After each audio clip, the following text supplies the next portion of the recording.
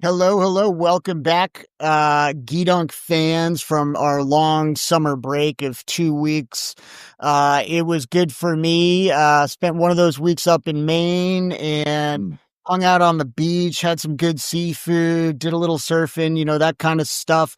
I also apologize today. I took a little headbutt, the other day in jiu-jitsu, so I have a cut on my face. It's a face made for radio anyway. Bobby, how was your break, man? What'd you get up? It was a lot less physical than that. Yeah. So no, I mean it's been good. You know, the dog days of summer. We're down south. We're in that weird window where school has started, but it's still kind of summer. So like high school sports, high school football has started, but everybody's kind of sitting around waiting for the football season to start down here because it's a pilgrimage to go to these big, huge stadiums on these college campuses and the NFL also. But it's just interesting because um, as disjointed as the country has been over the last 6, 7, 8 months, what's happened though is football season is coming back. And people are tolerating each other once again in order to go see this. And it's kind of funny. You wrote in your Substack about post 9/11 how America was and the unity and all this kind of stuff. And it's like you see these slivers where that could happen, but then we retreat back to our corners when that event is over. And I just think it's crazy. It's crazy to me. So that's why I'm looking forward to the sports. I'm looking forward to the fall sports season You and know what I everything that comes with remember, it. dude? You know what I Yeah. remember about the Naval Academy? Do Yep. you remember? So this is back in the day. This is the Wayback Machine, guys. But so one of the things that happened when you were at the Naval Academy, when you were a plebe, so you're a freshman, they called you a plebe. I think it's the same for West Point and Air Force. And you had to tell, so you had your squad or whatever, you'd go down and have breakfast and lunch together, usually if you weren't in season as an athlete or something like that.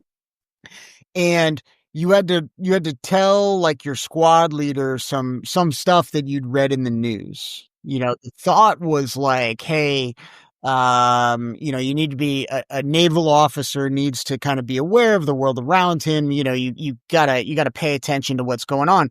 And we actually got, I mean, I think we had to, they took it out of our paycheck, which I remember our original paycheck was $45 a month.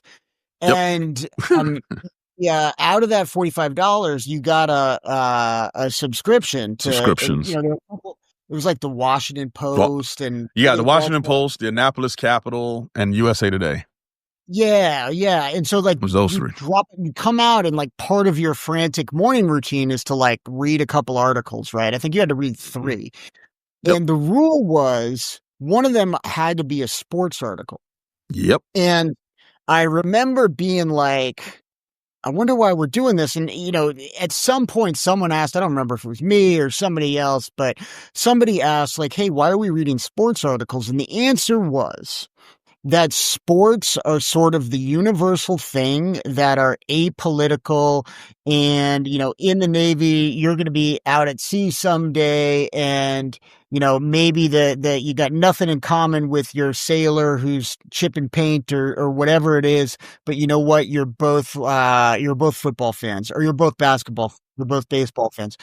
And so it was really kind of prescient to think that, sports is sort of this thing that kind of brings us together. And really, as the Trump years, as the polarization of America, both left and right, has taken such firm root, we've now got sports and, ticketed events in general, but certainly sports where, I'm sure there's some MAGA guy who's also a Red Sox fan who's also happy that the Sox are only 4 games back behind the Blue Jays. And, if me and him sat with a couple of Yankees fans, we'd do our thing. But it really is one of the few things that we still share as a common experience. It's amazing too. And ironically, some of the stuff that's happened because of the politicalization that we're seeing in our country, when sports and politics kind of, creep into each other's sphere, it becomes front page news. And part of me was like, well, that's always been the case, but now people look at sports as the sanctuary to get away from it all. So as opposed to in the 60s when the civil rights movement was going on and you had that famous press conference where you had all these prominent black athletes supporting Muhammad Ali, who said he wanted an exemption for the draft, as he famously It was said, like Bill Russell, Jim Brown, Bobby Mitchell, Kareem Abdul-Jabbar. We're talking first ballot, not just Hall of Yeah, Famers. We're talking about the best to ever do it in Jim Brown and right, Kareem Abdul-Jabbar. And right. they were there, I and think you they meant Bill Russell, though. literally, yeah, Bill Russell was there too. I mean, No, I mean, I think you meant best to ever do it. oh, no, Um, no, that's a whole other he's got the most conversation. championships, man. Uh, He's got 9 fucking rings. Man, oof, don't get, we'll come back to that. But the thing that's interesting to me about it, right, is not only did they not hesitate to do it, it was expected by the community for them to do it because, like, Jim Brown said, he's like, whether I play football or not, I'm a black man that is subjected to the rules and the oppression that is happening. Factual. Now in 2025, we look at sports as supposed to be the sanctuary away from all of that. And the reason why that I keep hearing from people is the athletes, a majority of which who are black in the biggest leagues, football, right? They make so much money it shouldn't matter. But like LeBron James said in 2013 when Trayvon Martin was killed, he's like, that could have been my son. Doesn't matter how much money I have. It could have been me. And so when that interjection happened again, people were outraged because for some reason in American society, we believe if you make a certain amount of money, you are less human than someone else.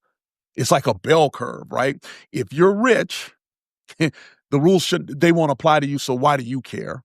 And if you're poor, you have no value, so why should we care about you? It's this bell curve of freaking caring.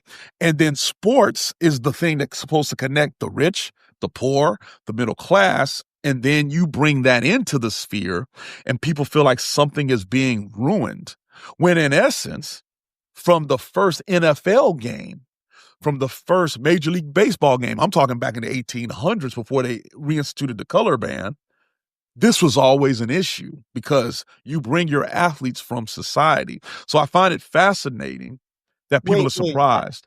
I have a Yeah. question, and I seriously don't know the answer. Mhm. So MLB was integrated initially, and then Yes. they made it whites only? Yes. So like the first black player in MLB, I want to say it was 1875. And it was a black catcher. And so what happened at the turn of the century, going into World War One, the ban was instituted. The same thing happened also specifically with the United States Navy.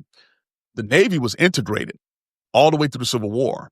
But what happened was, and this is the same time Major League Baseball made their change, there was a depression in the late 1880s, right? And so what happened was anybody that had a steady paycheck, a steady job, they did not want to compete with black people and Irish. Okay. So, when the Irish first migrated here after their Great Potato Famine, they were just one step above black people, right? And so when it came to jobs that were available, right, there was competition, and you didn't want to competition. You didn't want to compete with the blacks or the Irish or any other new immigrants at that moment. That carried right over into professional sports into Major League Baseball and into the formation of the NFL in 1920. So you did not see that color line be broke again until Jackie Robinson in 47. And the NFL, I want to say, was 46. But notice the breaking of the color lines happened after 2.2 million black people went and fought fascism. Sure. I So mean, all even then, it wasn't like it no, wasn't a slam dunk, right? It was like Branch Rickey was like, yeah, yes, you know what? I think I just want to start winning.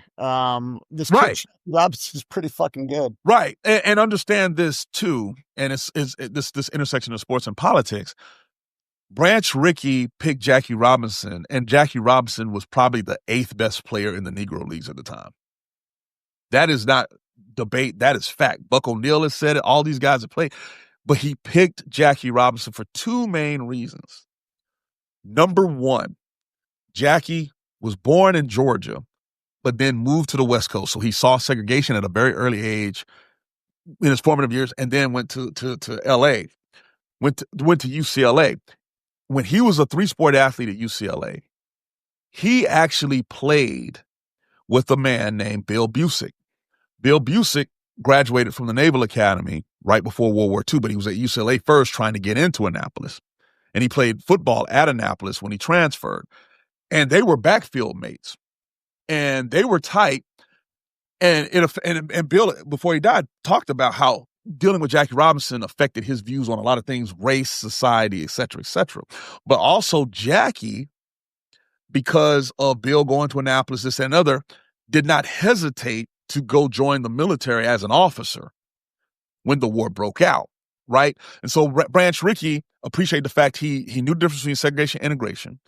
He had served his country. Now, Jackie got court-martialed, too, because someone refused to salute him, and they got in a fight.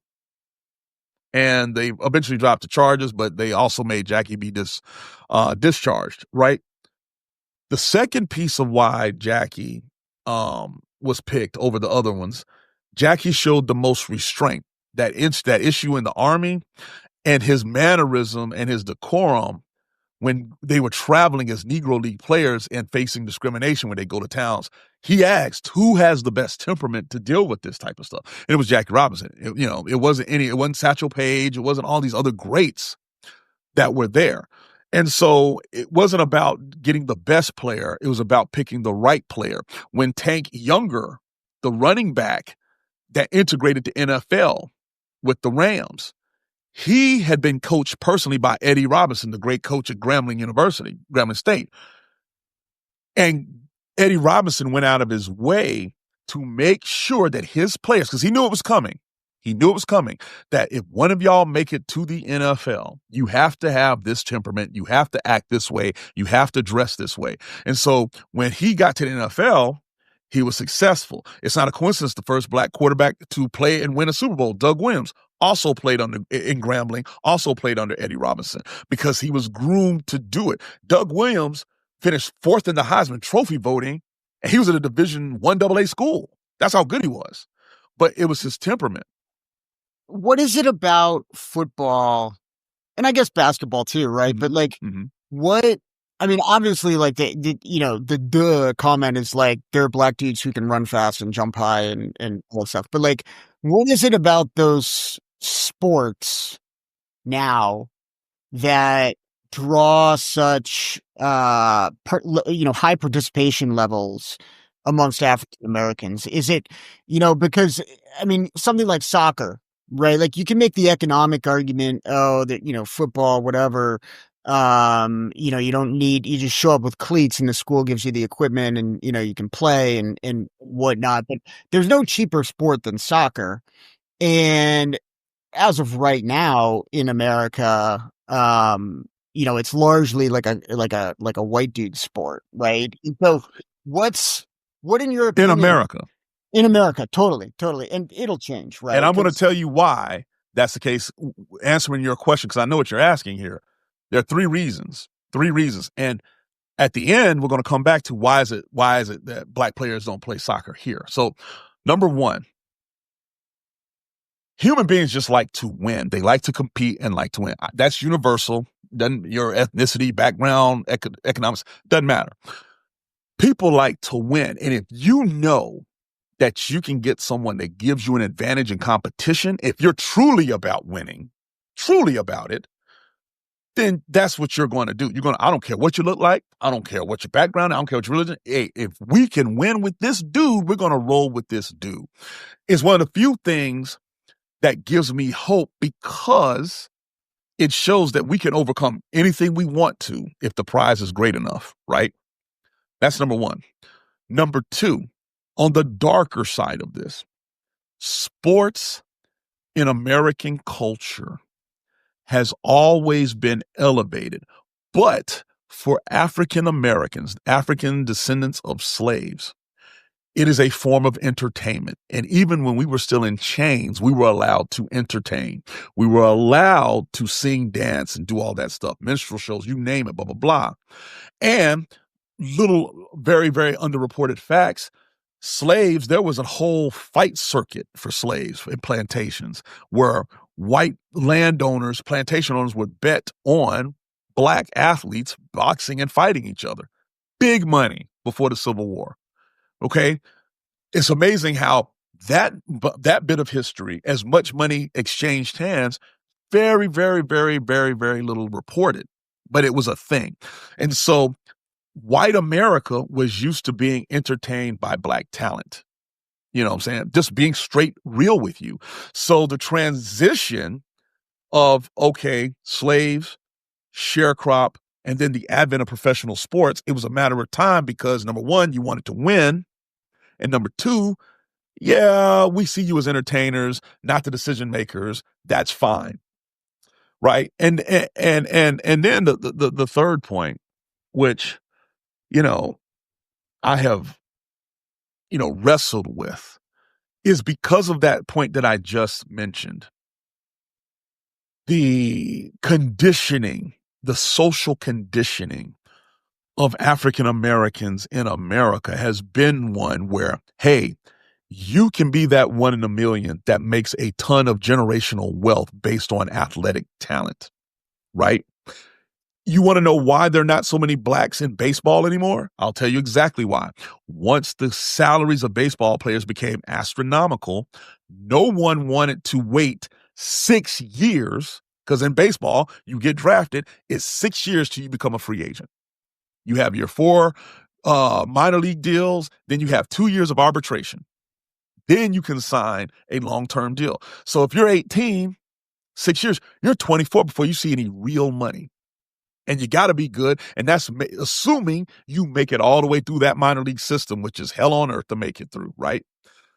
So if you're an African American and you know this, you see this, but you turn on the TV and you see the NBA and there's an 18-year-old, 19-year-old, like Cooper Flagg is a multimillionaire. He's what, 19? Yeah. Which he might still be 18. Exactly. Which sport are you going to want to play? And you are dirt freaking poor, right? NFL, same thing. You may have to wait 3 years from the time your high school class graduates, but that's 20 years old, generational wealth, guaranteed money. Soccer and baseball, in particular, you have to go through this whole developmental process that takes years. Now, if you make it through there, I mean, look at Juan Soto, look at Otani. The money is not just generational wealth. The money is gross national product wealth, right? But you're talking about that one out of how many millions, and you have to wait. Now with NIL, you got 18-year-olds signing on the dotted line to go play college football making millions, right? So there is the economic reality that I don't think a lot of people think about when they look at these athletes because they see them on TV. Well, before they got paid, Chris Webber famously said, I saw my number 4 Michigan jersey hanging up in the bookstore and I had $12 in my pocket. My jersey was being sold for $80. What am I supposed to do? So when you look at sports in America, right, what has happened was when it became a thing, right after the Civil War, where men could reprove themselves because there was no war to fight, it was done in an amateur way, but there was so much riding on your manhood. The second professional sports became a thing, money influenced everything, and jobs were scarce. Then you had the owners that wanted to win, and they're like, look, I don't care if they're black. If we can win with them. Let's win, right? And you see sports be way more progressive than regular society was because of that. And now we're in an environment where you can make a lot of money, right? But you still are coming from the same social economic disadvantages. You're coming from the same middle class neighborhoods. But the only difference is to get to that money, the significant amount of money you have to invest now. Travel ball, thousands of dollars a year if you're a travel ball baseball player, travel soccer player, this, that, and the other, where to be competitive, to get there, you have to have a significant amount of influence and money, which is another reason why you don't see many blacks in baseball and many blacks in soccer that are American. You don't have it. What's different about AAU basketball? Like, I mean, I'm glad AAU, not. So like when I was a kid, I mean, we sucked, but I played an AAU team and, we would travel around and whatnot and occasionally play like good AAU teams and get smoked. But those kids weren't paying thousands of dollars. So how No. does And AAU get funded? so I played AAU basketball, and prior to me even playing football, I was a ranked basketball player in the state of Georgia because of AAU basketball. The way it works is, and this is this is why NIL kind of had to happen. It's the wild, wild west. You have sponsors, heck, Nike, Adidas, Reebok, all these sports companies sponsor a lot of these premier AAU teams. You have local sponsors where, names on jerseys, this, that, and the other, marketing. There was always this money, this underbelly of money, illicit money, to be honest with you. Yeah. Coaches grabbing players that are 300 miles away. They'd come into practice, twice a week. I mean, it was insane. It was insane. Well, I mean, like the Cooper Flag thing is Yep. kind of a good example, right? They Yep. Maine didn't even have an AAU team, and they just created one for him, and Because of him. Because of him. Threw him on it, his brother and a couple other guys, and they actually. I mean, New Balance got their hands on Cooper Flag before anybody knew who he was. Yeah. To be honest, right? Yeah. And it was so prevalent that Duke University made an exception. You can wear whatever you want, just come play here, because of the economic impact that he had going to Duke, right? And so you see this, and Cooper, and Cooper is obviously phenomenally talented. Played AAU ball, did all that kind of stuff. Parents, middle class to upper class. But here's the thing, where Cooper was located, he stood out more, in my humble opinion. Everybody, I remember seeing the articles of him, like, who's this kid up in Maine?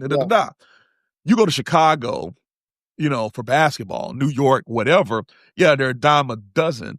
But at the same time, because of the reputation of certain areas producing certain talent, specifically in basketball, you don't have to do the travel ball thing. You don't have to pay for it. Someone sponsors you to do it.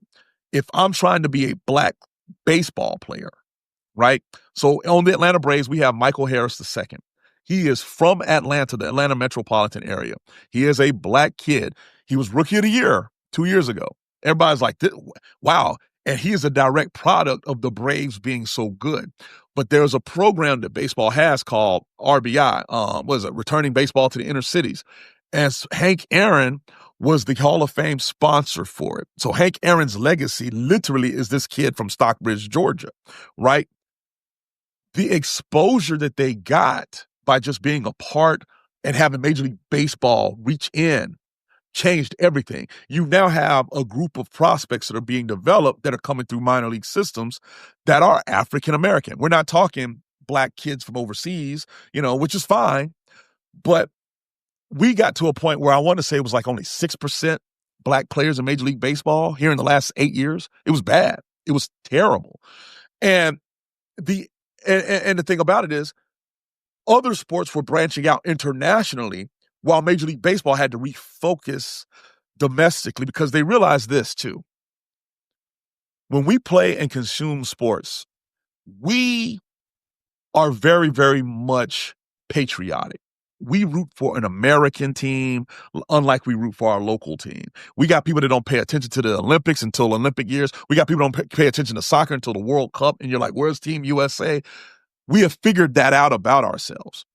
And if you cannot, as America, with 300 and damn near 40 million people, produce a world-class talented team in any sport, that means you have not taken the time to develop your own talent. When you got island nations kicking our ass in soccer, And so we as a zeitgeist, as a culture, the interjection of politics, race, sports, and money is this balancing act that most of us never try to really figure out until the results are there and we're not happy with the results.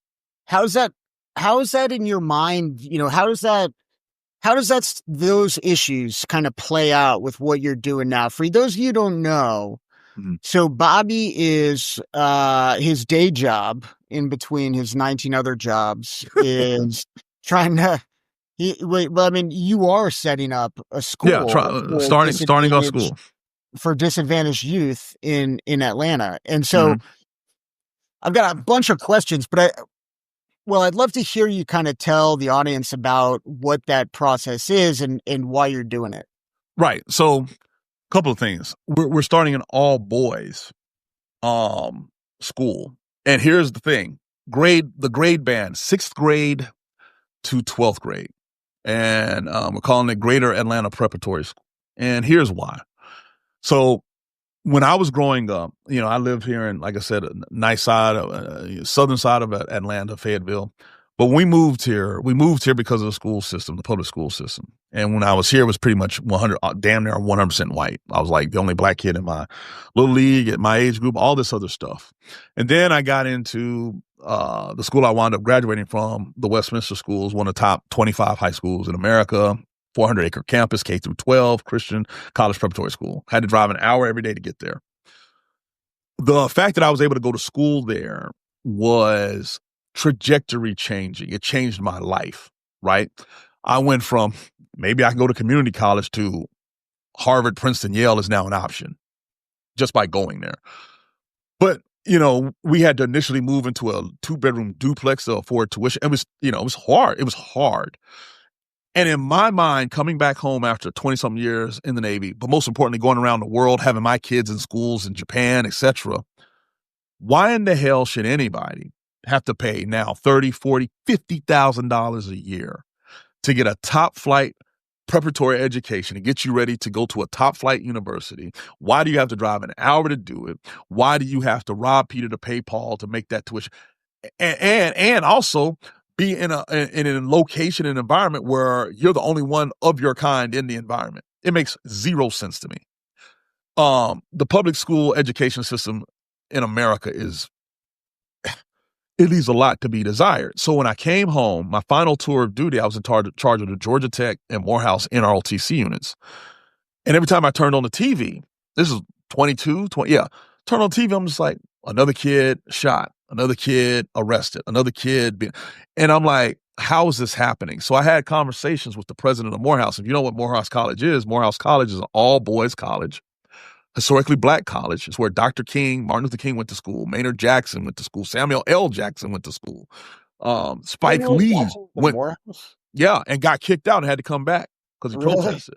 Spike Lee went to Morehouse. I mean, it is the preeminent HBCU for black men, period. And I'm teaching there. So I'm talking, when it comes to men, yes, in my opinion. Now, I know Howard, this is going to be a discussion for some HBCU grads, and I am not a grad. But it's interesting. Howard, because they have grad schools. Morehouse does not. What you'll see a lot of is a Morehouse guy graduates from Morehouse and then goes to Howard.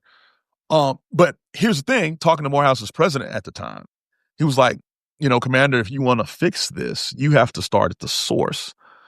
I go, okay, so what? You mean start high school? He goes, no. You got to get them before high school. You got to get them before they form and solidify the life habits that lead them down that path. And so we're doing all boys. Say what? Did you watch The Wire? Oh yeah. You know the season where they focus on the kids. Yeah. Right? And yeah. Maybe it's season 4. It's been a while since I watched the show, but there's one scene where the academic wants to meet some youth or whatever, and they bring him in. He's wants to meet a high schooler.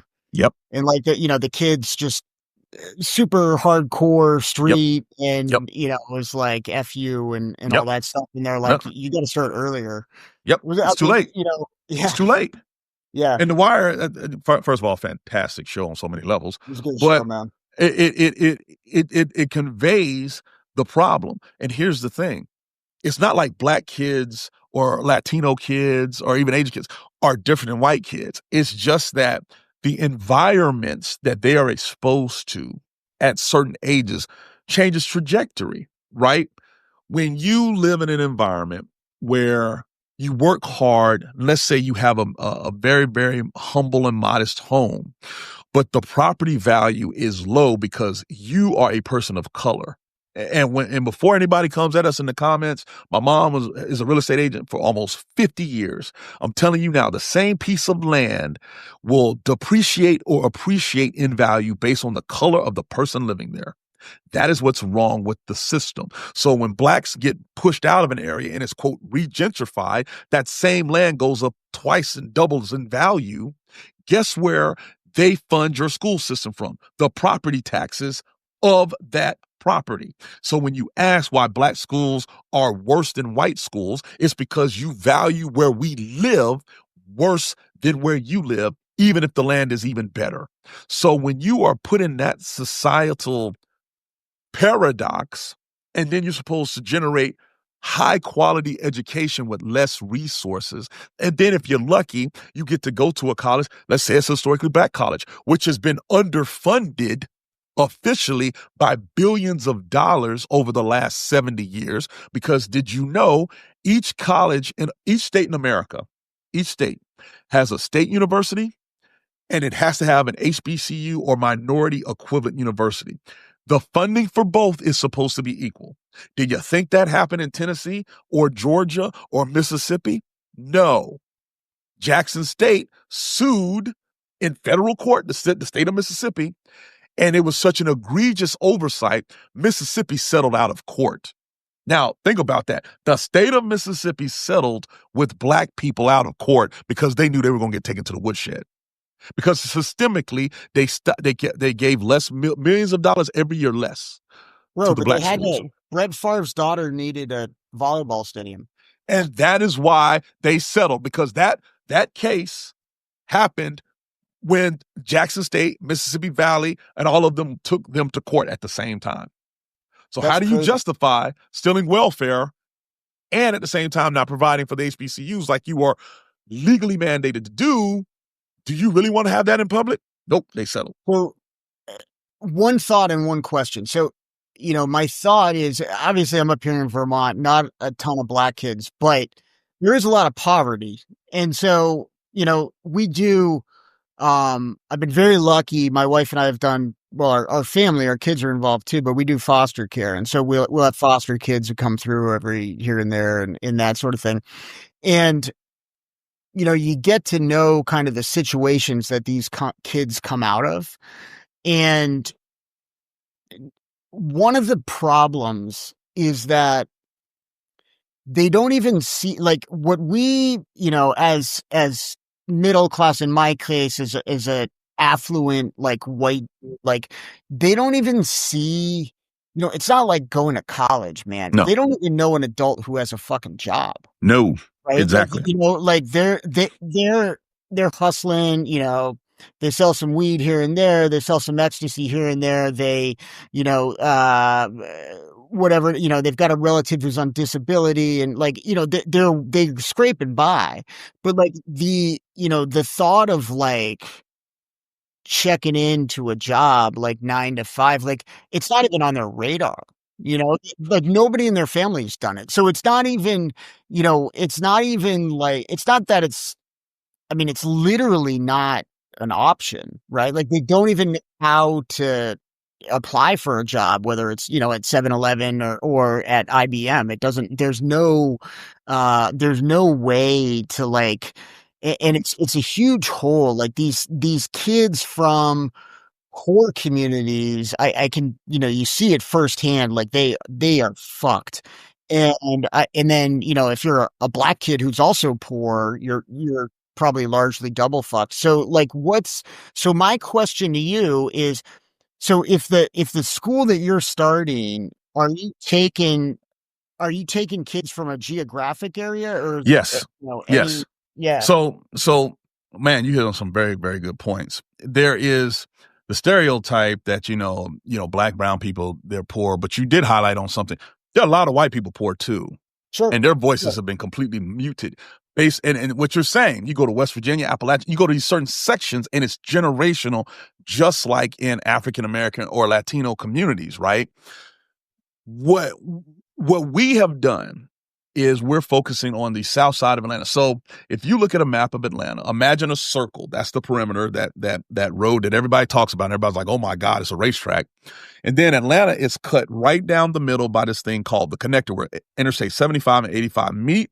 They go through downtown Atlanta and then they split off. By the way, they picked that area of Atlanta because they had to go right through the Black community. As a matter of fact, every interstate that you see in our country goes through Black communities, not white, because they purposely scheduled it that way. And so when you look at the heart of Atlanta, where Dr. King was born, Auburn Avenue, all that, 75, 85, the most heavily trafficked streets or highways in America, right through the Black community, Sweet Auburn. Okay. And then there's I-20. And if you know anything about the interstate system, if your last digit is 0, it goes east-west. So I-20 is what goes through Atlanta. I-10 goes through Jacksonville, New Orleans, et cetera, et cetera. I-20 cuts the place in half. If you go south of I-20, right, it is overwhelmingly poorer than north of I-20. And so there's what we call in Atlanta the two Atlantas. When it comes to education, when it comes to social economic development, all of these things. And so then you break it up by zip code. So we go South Atlanta and then we hit these certain zip codes. And you know why it's very easy to target these things? Because the bank system redlined certain neighborhoods. So we know where the bad schools are because we know where people are living, we know what color they are, and we can then infer directly the amount of wealth or lack thereof there. Black people didn't come up with this. This happened with housing and urban development. This was legally sanctioned until the Civil Rights Acts in the 60s, okay? And the repercussions are still there. People are still alive that had to live with that. And so when you look at, going back to the property tax thing, your property is devalued because you're in a redlined area. You have less property value. You have less tax revenue. And then all of a sudden, your schools become less quality, right? We are going straight into the heart of that area where there are no private schools. So that's not even an option. And the public schools that are there, 90% dang near are in the bottom 25% performing schools in the state of Georgia. Let me say that again. 90% dang near are that low. And so it's like, how's this possible? Very simple. All of these things that we have just mentioned have plugged into that. And then the last piece of it is your students become apathetic and have lower expectations because they have seen this for years. Their parents lived through it and had to deal with it. And so now the bar lowers. And even the kid that's supposedly doing well and does good at the school will go off to college and struggle their first year because they're ill prepared. They're ill prepared because through no fault of their own. What is your, I'm sure you have a mission statement. That's not what I mean. But I mean, what is the idea to offer, more advanced classes to relatively gifted students who otherwise wouldn't get them? Is the idea to, lift up the sort of the lower achieving students? Like what is the point of your school? This is a great question. And the point is, so you look around the country, whether you're talking private school, public school, or charter school, there are so many different models. And educators love to debate about which models are most successful, blah, blah, blah. And I think, number one, it's a dumb debate. I'm going to tell you why. Because if you have the right faculty to create the right environment, almost all of the models can work. That's number one. Number two, and this is where I think it comes into play the most, and I think it's overlooked. The earlier you start and set the goal, the more likely they are to succeed. Right? So when we talk sixth grade, when I got to Westminster in seventh grade, right? And before that, I just knew that these schools were great and they had smart kids. That's what I was told all my life, blah, blah, blah. First day I'm being dropped off, my mom said, we're not going through all of this for you because we think the education is great here at Westminster. And I looked at her like she was crazy. I'm like, then what the hell are we doing this for? I don't want to be here. She said, son, I can give you a library card and you can go to the library every day and learn everything they're about to teach you here. And I said, sounds like a great idea. Let's roll with that. She goes, no, because we're not paying this ridiculous tuition because of the education. We're paying for the environment of expected success.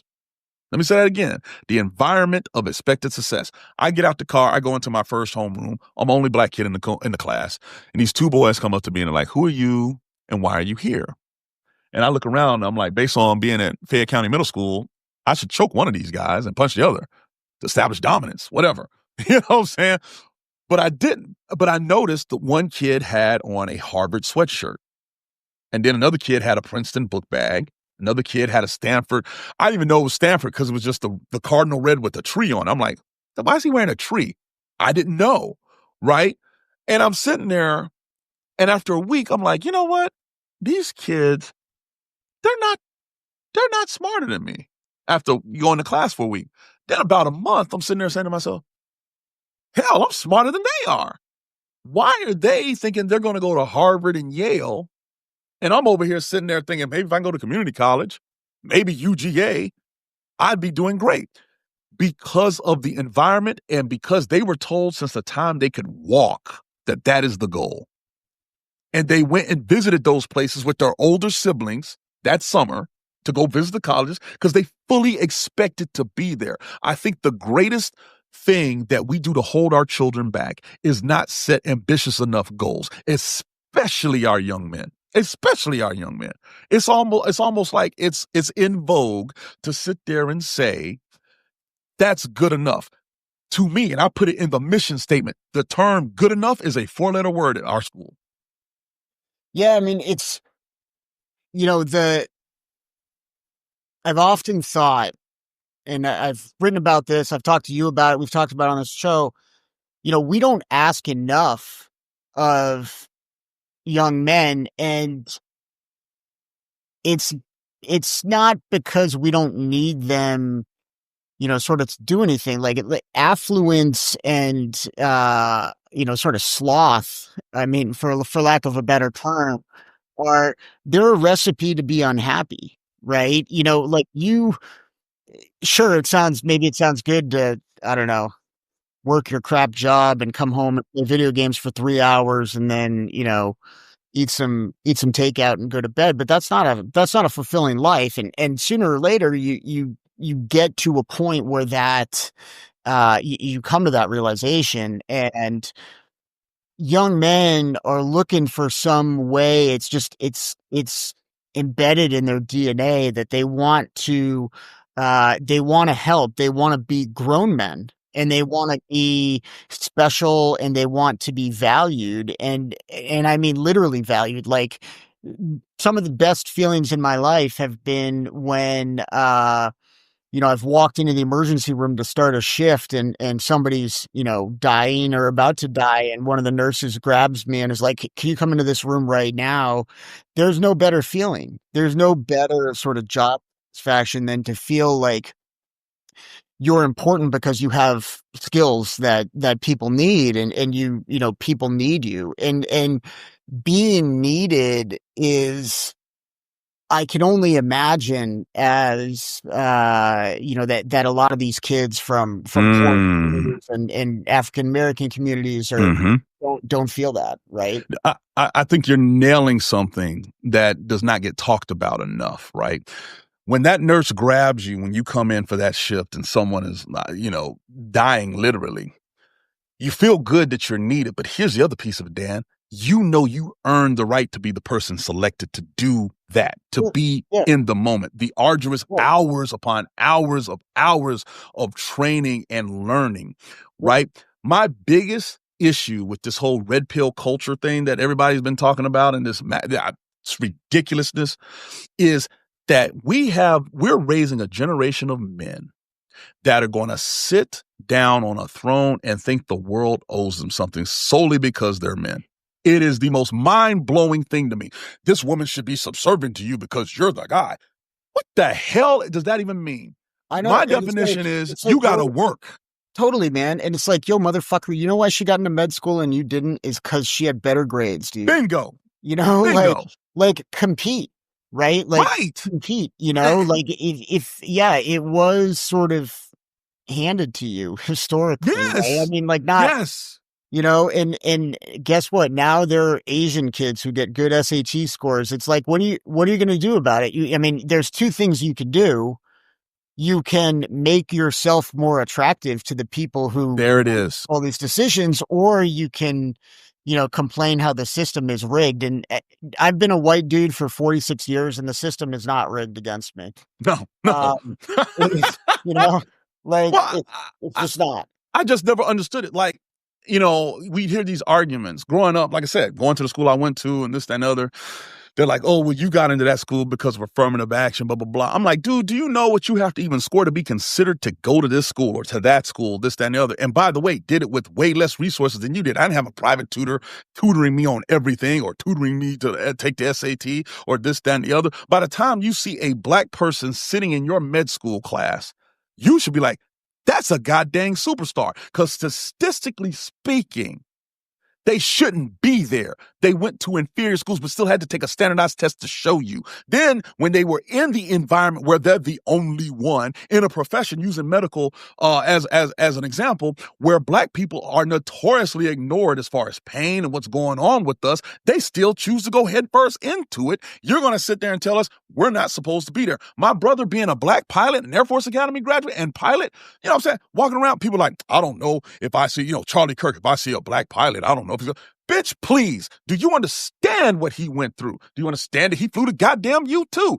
It's these clowns that instead of, like you said, wanting to compete or mad that the world's not catering to me anymore because I'm a guy and I'm supposed to be tough. No one wants to hear that shit. You got people like my daughter who's an engineer hardcore, who's doing whatever she can to compete in that environment, and you just want to step up because you think you got two balls swinging, that you're supposed to get something? I'm sorry, it's 2025. The world is global, and you have to compete at a global level. And if you don't want to compete, then sit your little bitch ass to the side, sit down, and don't do anything. But stop telling people of color, stop telling women, stop telling all these groups that traditionally kowtowed to you that they're wrong for having the ambition to beat you. Well, Bobby, the white dude thing to do is just invent a new sport. Nah. Yeah. So like this is why like white dudes are into like triathlons, right? It's like, Yep. oh man, That swimming Black guys aspect. playing basketball. We need to invent. How about we combine bicycles? We got to throw swimming in there. Not a lot of Black dudes swimming, No, and especially open ocean. yeah, no, it's. I mean, you're exactly right, man. It's like the whole, sort of entitlement. It bothers me, Dan, because again, these red pill people, instead of encouraging their listeners to man up and compete, and then everybody gets better, competition lifts everybody, they would rather burn calories and mind cells thinking about ways to restrict everybody else from competing on the same field. Right. By coming up with doctrine saying, you shouldn't be looking at that. You shouldn't be doing that. That's not a woman's place. That's not a Black. Why are you playing that sport? You shouldn't be doing that, Black guy. Why are you? Instead of, man, I better get on my P's and Q's and compete. That is why, going back to our original point, sports is seen so differently, because at the end of the day, you can either hit that curveball or you can't. Yeah. At the end of the day, you make the tackle or not. As an educator, and we're running a little long here, so we'll wind it up soon, guys. But Bobby, what do you do? We talk a lot about sports because we're both sports fans, right? Like we like to watch sports.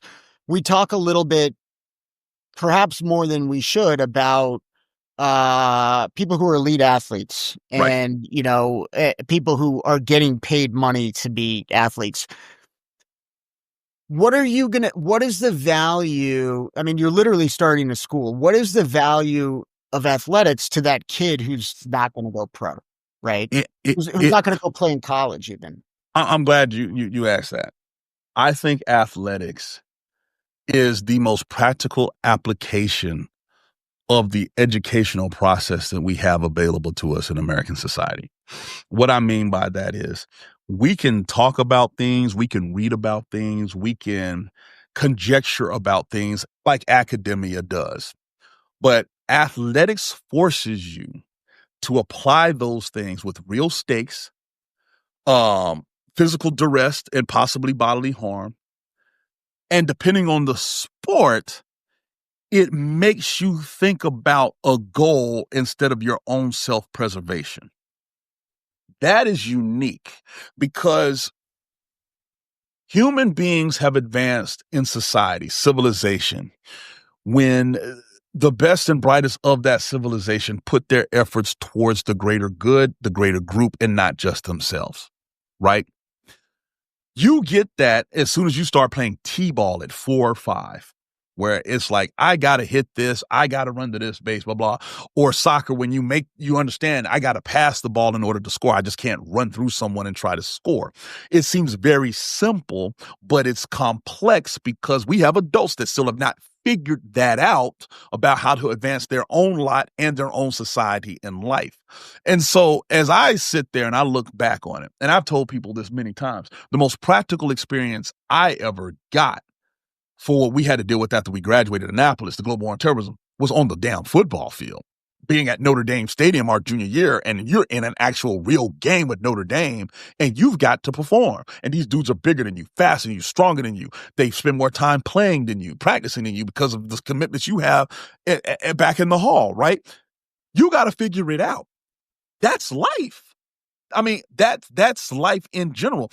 And for young people, let alone young men, to purposely avoid that crucible of mental toughness and physical perseverance, I think has been detrimental to our society, because what they do now, they'll play Call of Duty, but then they'll go hit reset when they don't succeed and just try again. Reset. Very easy.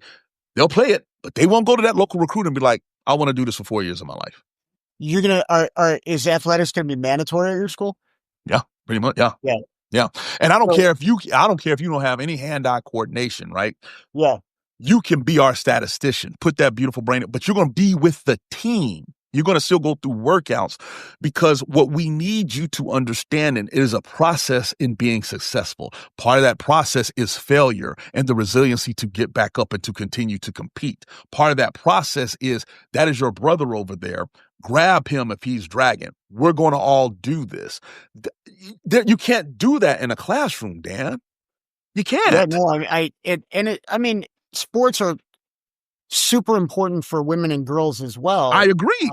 And largely for many of the same reasons, but for men, it's, for young men, for boys to learn, it's really like how we teach young men to be men. Mm-hmm.